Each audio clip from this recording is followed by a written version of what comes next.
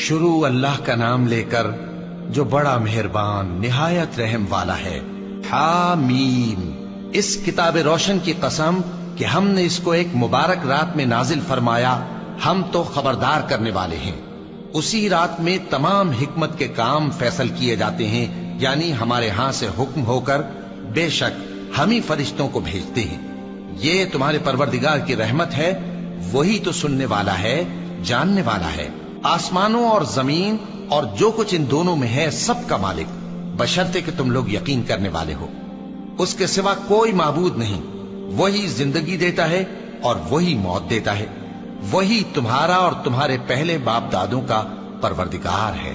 لیکن یہ لوگ شک میں پڑے کھیل رہے ہیں۔ تو اس دن کا انتظار کرو کہ آسمان سے صاف دھواں نکلے گا جو لوگوں پر چھا جائے گا، یہ درد دینے والا عذاب ہے۔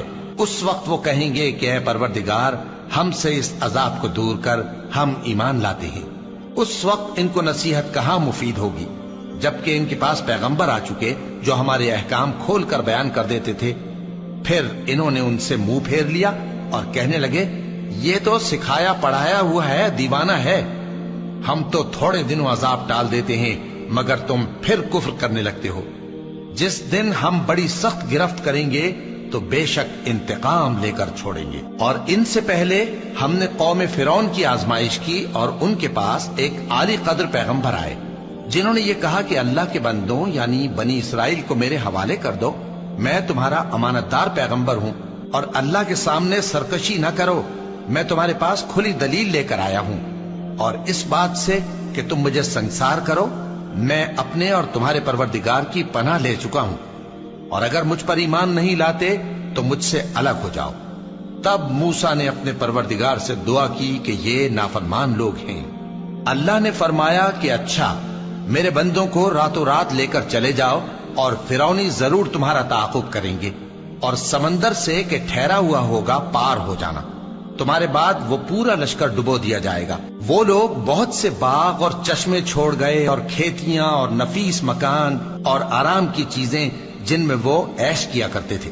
اسی طرح ہوا، اور ہم نے دوسرے لوگوں کو ان چیزوں کا مالک بنا دیا۔ پھر ان پر نہ تو آسمان اور زمین کو رونا آیا اور نہ ان کو مہلت ہی دی گئی، اور ہم نے بنی اسرائیل کو ذلت کے عذاب سے نجات دی، یعنی فرعون سے۔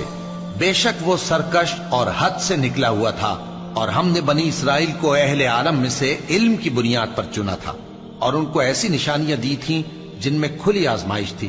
یہ لوگ یہ کہتے ہیں کہ ہمیں صرف پہلی دفعہ یعنی ایک بار مرنا ہے اور پھر اٹھنا نہیں۔ پس اگر تم سچے ہو تو ہمارے باپ دادا کو زندہ کر لاؤ۔ بھلا یہ اچھے ہیں یا تبا کی قوم اور وہ لوگ جو ان سے پہلے ہو چکے ہیں؟ ہم نے ان سب کو ہلاک کر دیا، بے شک وہ گناہگار تھے۔ اور ہم نے آسمانوں اور زمین کو اور جو کچھ ان میں ہے اس کو کھیل کے لیے نہیں بنایا، ان کو ہم نے تدبیر سے پیدا کیا ہے، لیکن اکثر لوگ نہیں جانتے۔ کچھ شک نہیں کہ فیصلے کا دن ان سب کے جی اٹھنے کا وقت ہے، جس دن کوئی دوست کسی دوست کے کچھ کام نہ آئے گا اور نہ ان کو مدد ملے گی مگر جس پر اللہ مہربانی کرے۔ بے شک وہی غالب ہے، بڑا مہربان ہے۔ بلا شبہ تھوہر کا درخت گناہگاروں کا کھانا ہوگا، جیسے پگھلا ہوا تانبا۔ وہ تھوہر پیٹوں میں اس طرح کھولے گا جس طرح گرم پانی کھولتا ہے۔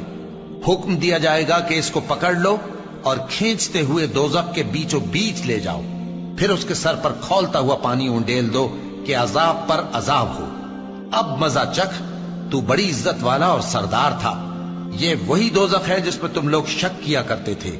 بے شک پرہیزگار لوگ چین کے مقام میں ہوں گے، یعنی باغوں اور چشموں میں باریک اور دبیز ریشم کا لباس پہن کر ایک دوسرے کے سامنے بیٹھے ہوں گے۔